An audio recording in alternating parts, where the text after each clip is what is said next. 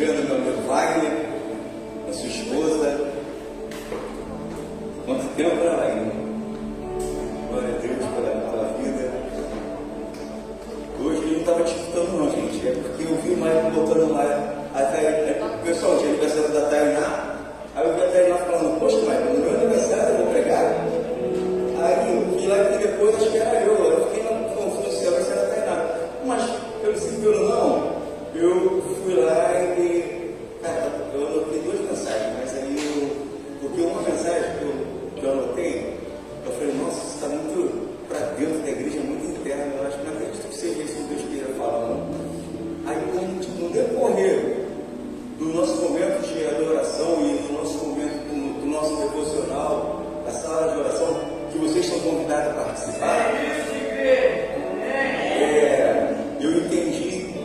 Parece que o pessoal que estava orando, que estava falando do meu sermão, cara.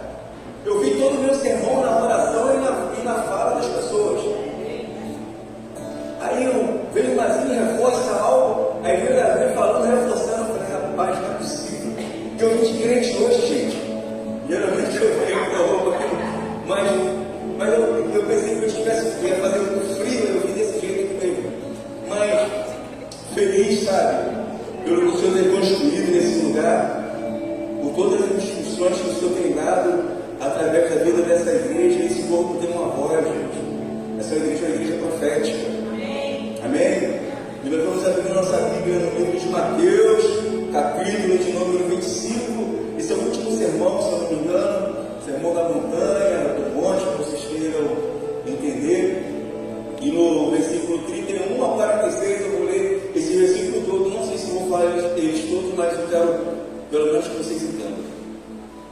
Amém? Amém. Diz assim, quando o Filho do Homem vier em sua glória, todos os anjos, ele se assentará em seu trono na glória celestial. Todas as nações serão reunidas diante dele, e ele separará uma das outras, como o pastor separa a ovelha dos bodes, e colocará ovelhas à sua direita e os bodes à sua esquerda. Então o rei dirá aos que estiverem à sua direita: venham, bendito do meu Pai, recebam como herança o reino que foi preparado para vocês desde a criação do mundo. Pois eu tive fome e vocês me deram de comer, e tive sede e vocês me deram de beber. Fui estrangeiro e vocês me acolheram. Fui necessitado de roupas e vocês me vestiram. Estive enfermo e vocês cuidaram de mim. Estive preso e vocês me visitaram. Então os justos responderão. Engraçado que os justos respondem: Senhor, quando te vimos com fome e te demos de comer, ou com sede e te demos de beber? Quando te vimos como estrangeiro e te acolhemos, ou necessitado de roupas e de vestes e te vestimos? Quando te vimos enfermo ou preso e fomos te visitar? Aí o rei responderá: diga a verdade, o que vocês fizeram a alguns dos meus menores, dos meus pequeninos irmãos, a mim fizeram. Então ele dirá ao que estiver à sua esquerda: maldito, aparta-se de mim para o fogo eterno, preparado para o diabo e seus anjos. Pois eu tive fome e vocês não me deram de comer, tive sede e nada me deram para beber. Fui estrangeiro e vocês não me acolheram, necessitei de roupas e vocês não me vestiram, tive enfermo e preso e vocês não me visitaram. Eles também responderão: Senhor, quando vimos com fome, com sede, o estrangeiro necessitado de roupa, ou enfermo ou preso, e não te ajudamos? Ele respondeu: digo a verdade, o que vocês deixaram de fazer, algum desses mais pequeninos também a mim deixaram de fazer. E estes irão para o castigo eterno, mas o justo para a vida eterna. É isso? É. Amém? Feche os olhos. Senhor, eu te peço que o Senhor comunique tudo aquilo que o Senhor precisa falar para a igreja, e que todas as distrações da mente venham por terra nessa hora. Eu te peço que a mente que está vagando, o Senhor traga cativa para o lugar, para esse lugar de culto, esse lugar da tua presença. Senhor, comunica a tua vontade, seu coração da tua igreja, eu te peço em nome de Jesus, guarda a minha mente, Senhor, faça me lembrar de tudo que o Senhor tem ministrado no meu coração. Em nome de Jesus, amém. Eita Deus! É isso mesmo? Não. Bom, essa é a missão de todo crente. Todo cristão tem uma missão, irmão. E agora a minha pergunta é: o que você está fazendo com a missão que Deus te deu? Não me responda. Deus ele te deu uma missão. O que você está fazendo com os dons que Deus te deu? O que você está fazendo com aquilo que o Senhor te entregou? Porque toda igreja, você pode falar assim, você vê que missão essa? Toda igreja tem uma missão. Todo crente convertido tem uma missão. Fabinho, uma bola te puxando lá. E você precisa levar essa missão adiante. Mateus 25, 31, 41 fala sobre essa missão.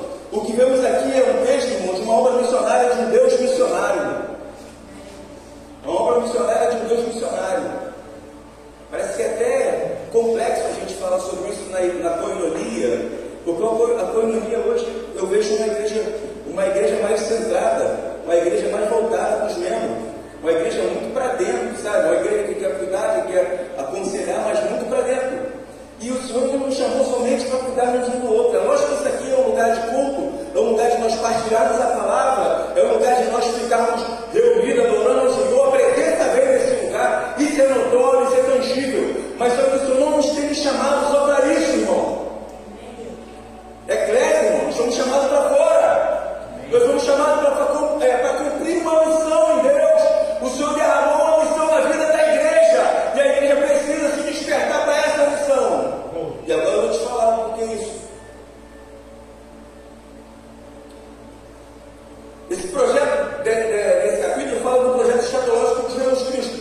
Mateus 24, ele está anunciando. Agora eu vou voltar para Mateus 24, para a gente entender por que ele está falando esse versículo aqui. Jesus está anunciando a volta. Mateus 24 está anunciando a volta de Cristo. Todo o Evangelho de Mateus 24 está anunciando o que, irmão? A volta de Cristo. Você observa as 10 virgens. O que ela está fazendo, irmão? Ela está esperando o noivo para esse encontro. Ela está esperando a volta de Cristo. E todas elas têm o quê? Elas têm azeite, têm fogo em sua lamparina. Eu acho engraçado que durante todo o culto, parece que essa pregação ela foi construída. Marta falando, Davi falando, Mazil falando, Regi também falando, e o pessoal foi construindo essa mensagem. Mesmo que se não fosse eu tinha falado, caraca, tá muito na cara isso, né? Está anunciando, todo esse evangelho está anunciando a volta de Cristo. Mais adiante nesse mesmo capítulo, irmão, 24 até o 25, se eu não me engano, ele vai falar sobre um homem que saiu ou foi viajar. Quero que você entenda isso. E ele deixa 5 talentos na mão de um, 2 talentos na mão de outro, e 1 talento na mão de outro. E o que eles vão fazer? O que tem 5 talentos, ele vai pegar e vai multiplicar. O que tem 2, ele vai multiplicar. Agora, aquele que tem 1, ele vai pegar, ele vai cavar e ele vai enterrar. Eu sei que vocês conhecem essa mensagem, conhecem essa história. E quando esse senhor vem e olha e vê que aquele que multiplicou, ele abençoa, o que pegou 2 também abençoa. Agora, aquele que só teve 1 enterrou, ele fala, rapaz, o que você fez que eu te dei? Ele, eu tive dinheiro, foi para casa e peguei. E até esse, então o que ele faz? Ele arranca esse talento dessa pessoa e ele dá para o outro que multiplicou. Eu quero. Agora é o momento de vocês refletirem sobre esse assunto.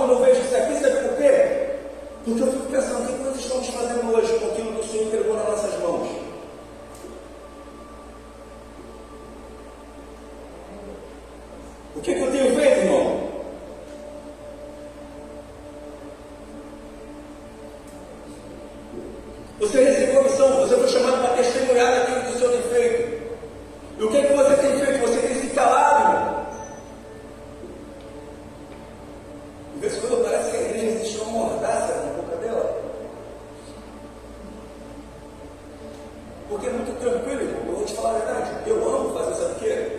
Cantar e tocar. Cara, tem uma facilidade nisso. É adorar a Deus com música. Ah, tem outra coisa, eu gosto de jiu-jitsu também. Pessoal do jiu-jitsu, eu gosto disso. Eu amo, irmão, estar na presença de Deus cantando e adorando. Mas eu sinto que não é só isso. Isso é parte da minha vida para Ele. E isso é legal, isso é gostoso, construir um lugar para a presença e ficar nesse lugar adorando. Mas sabe o que o Senhor está querendo de nós, Wagner? Está querendo que nós rompamos com esse lugar, somente com esse lugar, e vamos atrás das ovelhas perdidas dele. Porque essa é a nossa missão. A nossa missão é ligar o homem a Deus. E se você não está fazendo isso, não tem sentido a sua vida espiritual. Mateus capítulo 25 está falando sobre isso aqui, para nós nos prepararmos e prepararmos outro, porque virá o tribunal de Deus. É para dar glória.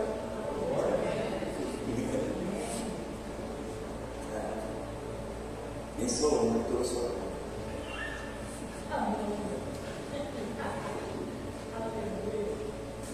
E aí você fala assim, mas como é que você pode ir? Pode me garantir isso? Antônio, como é que tu me garante isso? Quando Jesus ele vai subindo aos céus, irmão, se despedindo dos seus discípulos, ele anuncia que, do mesmo jeito que ele está subindo, ele vai voltar. E você é isso mesmo, isso. Do mesmo jeito que ele está subindo, ele vai voltar. Atos capítulo 1, versículo 8. Vamos lá, abre para mim, por gentileza.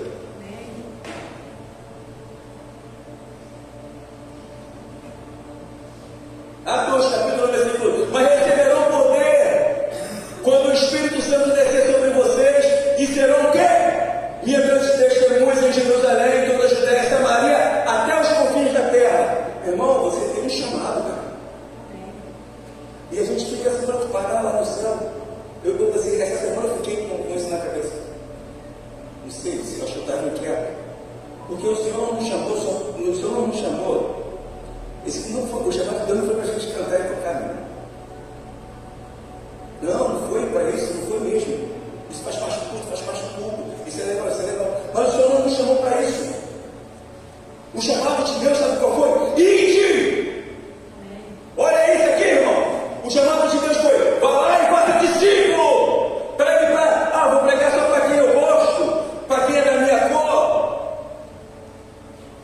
Vou pregar só para quem gosta do que eu gosto. Não foi a toda criatura. A todos. Não é porque eu.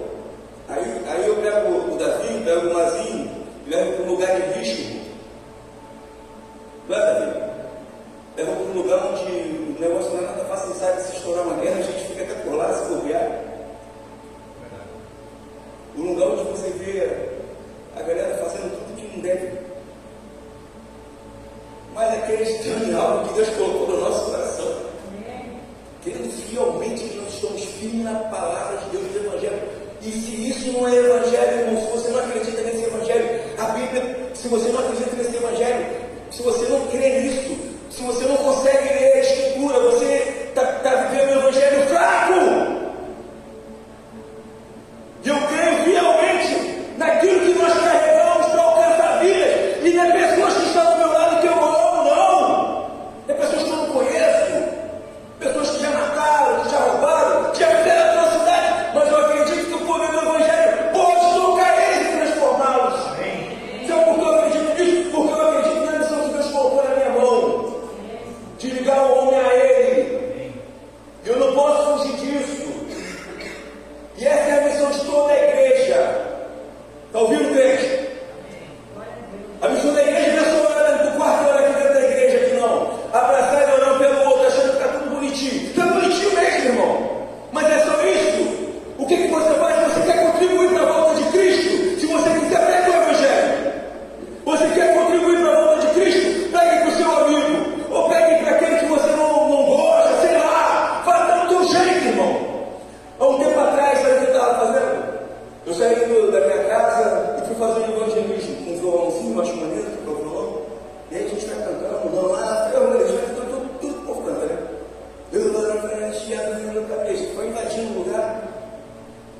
estrada que a gente, e alguns lugares que a gente passou, algumas pessoas nos chamaram para entrar, e nós entramos, nós oramos, nós liberamos palavras de cura, nós liberamos aquele céu naquele lugar. E 4 pessoas se converteram nessa jornada de passar por aquele canto ali.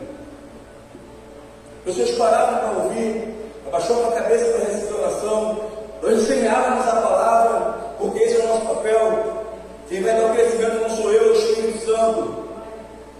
E aí, sobre esse lugar, nós teve alguns lugares que nós levantamos a mão e falamos assim, e já é noite hoje que a gente tem orado, o Senhor nos dá Santa Cruz da Serra, o Senhor nos dá Parque Paulista, o Senhor nos dá Nova Campinas, o Senhor nos dá Maria Helena, nos dá Massapê, nos dá Rua Choqueiro, nos dá essas pessoas, Senhor. Se você achar que é graça de nós para cuidar, para alcançar o coração dessas pessoas, nos dá, Pai.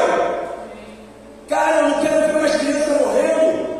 Eu não aceito isso na nossa sociedade. Pessoas perdidas, se envolvendo com crime. Cara, Deus colocou a missão na nossa vida, Mazinho. Eu não posso fugir disso, você não pode fugir disso, Manuel. É bom, irmão, buscar a presença, é bom buscar a presença, é bom sentir a presença, é bom sentir a presença. Cara, eu sei para onde eu vou. Isso é gostoso, cara, isso é bom. Cara, mas não tem coisa melhor do que você pregar o Evangelho com toda certeza no meu coração. Que o Evangelho é transformação de vida. Eu larguei meu sermão, irmão. Para mim o sermão não tem valor se não tiver vida. E eu acredito que a vida que o Senhor tem gerado dentro de mim, o desejo que o Senhor tem gerado dentro de mim vai alcançar teu coração também. E o Senhor pode te incomodar, meu irmão, para você parar desse falso moralismo. Ou dessa capa de crente que a gente tem vestido. E parece realmente que é crente, fala como crente. Tem tudo de crente, irmão. E nós vamos ver isso lá para frente. Vai ver como tá, vou continuar o seu irmão. Tá bom, vou continuar o seu irmão.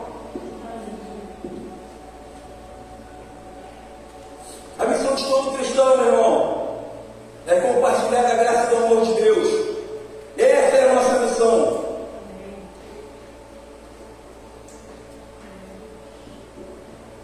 O noivo está às portas, como disse a Marta.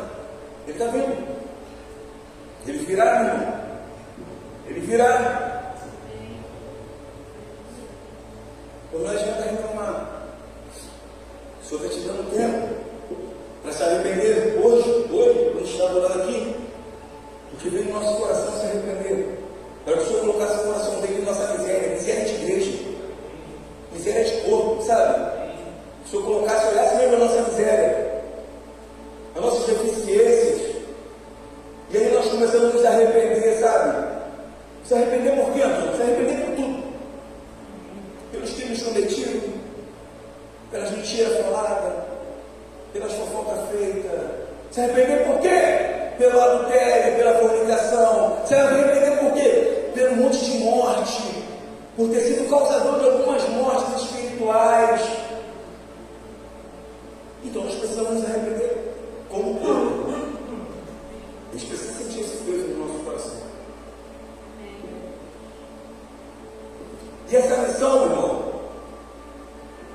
para nós pregarmos a todas as nações, não foi determinado somente aos que recebem para isso. Não foi, irmão. Não foi para pastores ou missionários somente.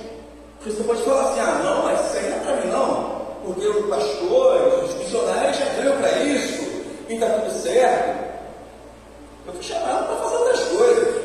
Fui chamado para me apresentar. Estrelinha.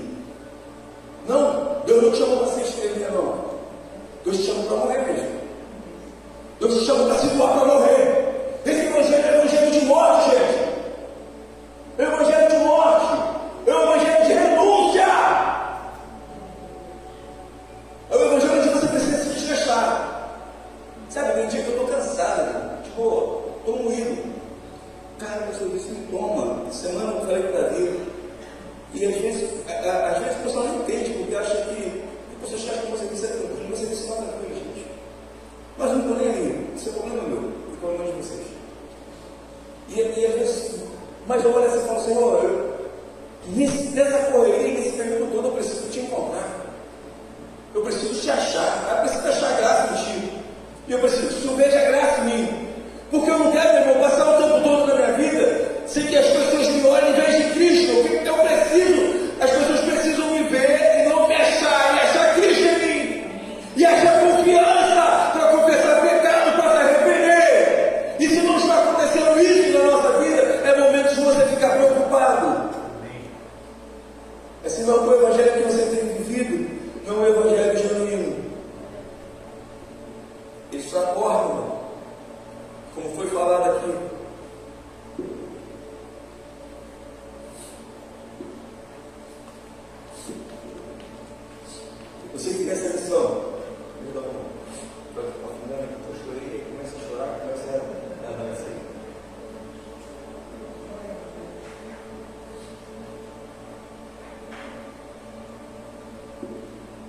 Não é uma ação pastoral, diaconal. Não, é para todos. Essa é a missão. Esse ministério foi confiado a nós, sabe de onde? Foi do alto da montanha. Jesus estava lá conversando com os seus discípulos, no alto da montanha. Ele fala assim: foi me dado todo o poder nos céus e na terra. Mateus 28, 19. Portanto, ide fazer o que, irmão? Discípulo de todas as nações, batizando em nome do Pai, do Filho e do Espírito Santo, ensinando a guardar todas as coisas que Ele tem nos ordenado. Essa é a nossa missão, meu irmão. Se você achou até hoje que não tinha uma missão, essa é a tua missão. Se você não tinha ministério, esse é teu ministério. O teu ministério é fazer discípulos. O teu ministério não é dar para outro crente, porque não tem nada a ver com escuros, não, meu irmão. Você precisa treinar no escuro, não. Onde precisa do Evangelho, aí você precisa brilhar. Aí você precisa ser visto. Esse é o lugar onde as pessoas estão sedentas, porque o mundo está aguardando de nós. Ele tem expectativa no que nós temos. O que nós temos carregado? O que você tem carregado? O que você está fazendo com aquilo que o Senhor te deu? Eu quero saber, você está fazendo o que daquilo que o Senhor te deu? Você está cavando esse tarefa, você está enterrando? Você não está cumprindo a vontade dele? Eu volto para o início, cara. Toda hora eu volto para o início. Toda criatura tem expectativa, meu irmão, eu ouvi o Evangelho. Atos 7:31. Tem como abrir para mim?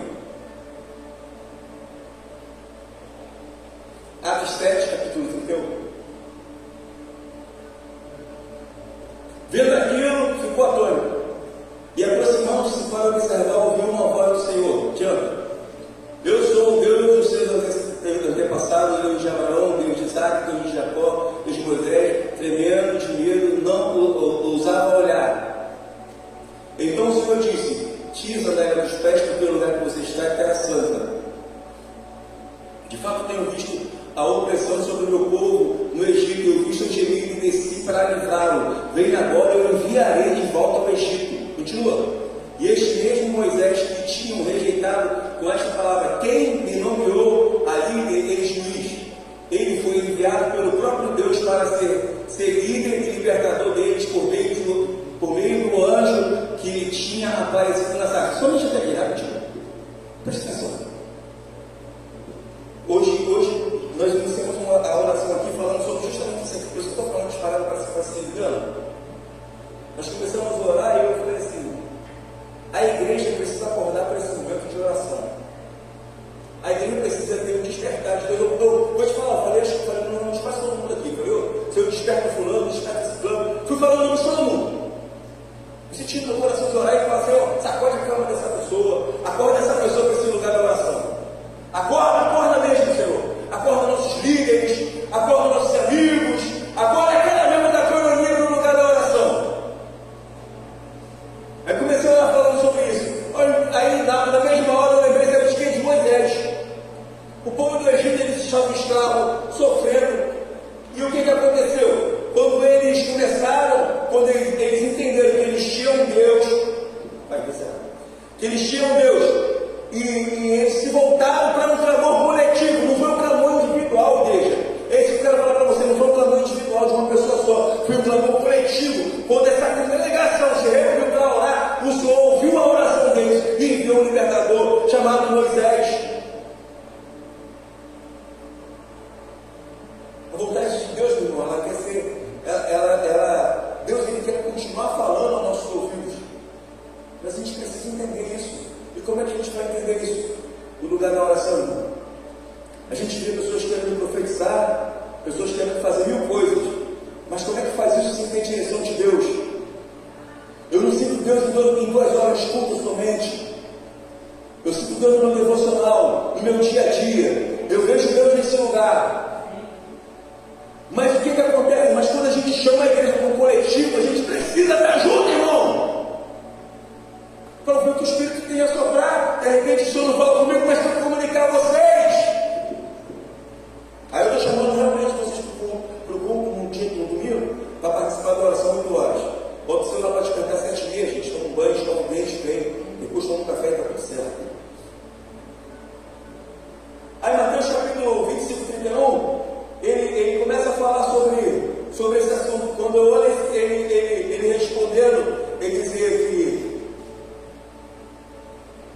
vem falando que tive fome, tive sede, ele vem falando sobre isso. Eu vou zerar aqui, não vou terminar. E me lembra que Timóteo, no capítulo 4, e 1 fala também da responsabilidade de confrontar essa geração.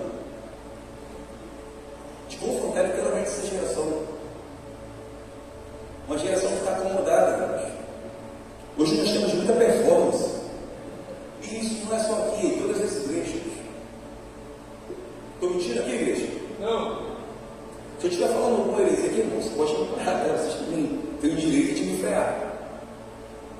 A igreja vive de performance, gente. A melhor performance é que fica legal. Não é isso, cara. Não é isso. Deus não chamou a gente para isso, não. Deus nos chamou para morrer pelo Evangelho, para pregar essa palavra aqui, ó. Essa palavra aqui não é agradável, sabe por quê? Porque está falando da volta de Jesus, está falando de um grande julgamento, está falando de um trono, aonde ele vem com glória para julgar, separar, sabe o quê? Os bodes das ovelhas. E como é que ele vai fazer isso? As ovelhas do Senhor, elas conhecem a voz dele. Quando ele chamar as ovelhas, vai direto para ele. O bode consegue ouvir, irmão? Não. Bom, eu estudei, prometi para estudar um pouquinho. Quando o pastor ele está com o cajado dele lá e ele grita lá, as ovelhas conhecem sua voz. A gente pode discutir com o pastor. Como é que ele vai separar? Quando ele te chamar. E você vai entender. E quem for bode não vai ouvir. Nem adianta, não vai ouvir. E quem for bode não vai dar nem ideia para essa revelação que eu estou fazendo. E ele vai separar os bodes da ovelha. E vai ter muita gente que vai ficar surpresa, irmão. Porque quando tiver no meio da reunião que o Senhor chamar, vai ouvir, eu não sei qual o nome que dá, como é que dá o nome? Do som que o bode faz? Lembrar não, pessoal. Mas tem o nome. Hein? Ele vai, não lembro de nome, Jeová. Sei lá, Guni, sei lá. Vai pensar que a ovelha vai fazer lá o som de lá. Ele fala assim, ué, não sei que era a ovelha, rapaz. Estou disfarçado. O Senhor vai separar. A nossa missão aqui, sabe qual é, igreja? A nossa missão é levar o máximo de pessoas do inferno. A nossa missão é levar o Evangelho mais longe que a gente puder levar. A nossa missão hoje é falar para todo mundo que a gente vê pela rua hoje que Jesus está à porta. E que o maior desejo dele é que essa pessoa não se perca, levar para o inferno. Eu vou parar aqui porque, não, eu falei que eu botei com umas 10 folhas. Mas se eu zerar aqui rapidinho, já estou passando no meu horário, que é a questão: por que ele vai julgar então, irmão? Por que existe um trono branco? Porque o Senhor tem que vir e julgar. Eu posso afirmar para vocês que os cristãos fiéis ao Senhor não vão passar por esse julgamento. Mas então por que esse julgamento? Por que esse trono branco? Por que esse trono branco? É porque certa vez você viu e já ouviu falar, e muitos viram, Jesus Cristo sendo humilhado com uma coroa de espinho, do lado de ladrões, rejeitado, abandonado. Agora é diferente, meu irmão. Agora ele veio com coroa de glória. Agora ele vai na cruz, é um trono branco. E agora todas as nações vão confessar que ele é o Rei dos Reis e Senhor dos Senhores, mesmo sem querer falar. Não vai ter como negar isso. Que imaginou que está querendo ficar com a boca fechada, com a boca só. Rei dos Reis, Senhor dos Senhores. É isso que ele vai fazer, meu irmão. E ele vai separar. Para uns ele vai dizer: vinde bendito do meu Pai, possui por herança. E para outros ele vai se apartar de mim, incircunciso, raça de vírgula. Você que estava com o teu coração tão debedado na soberba, na mentira, que não se converteu. Porque às vezes a gente usa a Bíblia para se defender, né? Eu não estou aprendendo a gente usa a Bíblia para se defender. Não precisa de conversão, mas quer uma defesa, quer fazer isso aqui. Já que a gente está falando de tribunal, né? A gente está usando para se defender. E o que a gente precisa fazer, sabe o que é? Entender isso, se arrepender o mais rápido possível. Se você ouvir é do Senhor, e se você entender um pouco dessa palavra que eu vou ensinando aqui, com glória a Deus bem forte aí. Glória a Deus! Amém? Pois, irmão.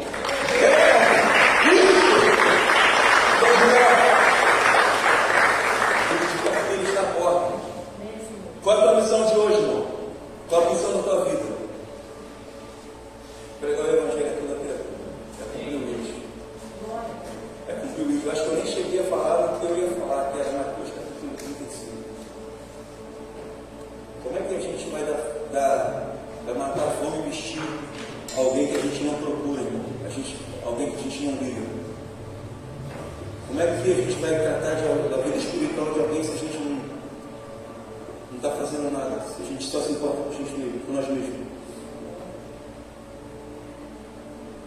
Olhe pela gente, olhe pelo Davi, olhe pelo Mazinho, olhe pela minha vida, olhe pela vida dos pastores dessa igreja e vamos despertar.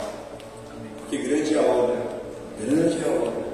Eu acredito que o Senhor vai nos dar a rua Amazônia, o Senhor vai nos dar a rua dos coqueiros, eu acredito que o Senhor vai fazer uma grande obra nesse lugar. E não vai ser através só de mim, não, vai ser através da sua vida. O Senhor está te chamando para isso. O Senhor está te chamando para esse lugar. Amém?